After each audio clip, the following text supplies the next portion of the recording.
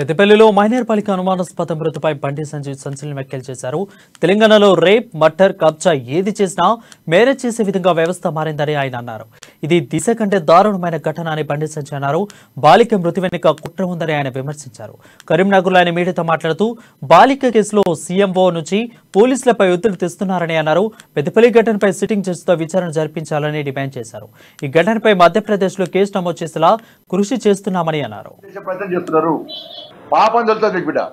దీనిలో పెద్దపల్లికి సంబంధించి ఒక రియల్ ఎస్టేట్ వ్యాపారి దీని వెనుక ఈ కేసును కప్పిపుచ్చే ప్రయత్నం చేస్తున్నాడు. హైదరాబాద్ సంబంధించి బీఆర్ఎస్ పార్టీకి సంబంధించి ఒక మంత్రి పోలీసు వాళ్ళకి ఫోన్ చేసి పోలీసు వాళ్ళని బెదిరించి దీని మొత్తం ఎక్కడ ఏం జరగకుండా మొత్తం క్లోజ్ చేసిపోడని చెప్పి సీఎంఓ నుంచి ఆ మంత్రి ద్వారా వచ్చిన ఆదేశాల ప్రకారము ఇంత పెద్ద సంఘటన చిన్న సంఘటన చిత్రీకరించి కేసును క్లోజ్ చేసే ప్రయత్నం చేస్తున్నారు.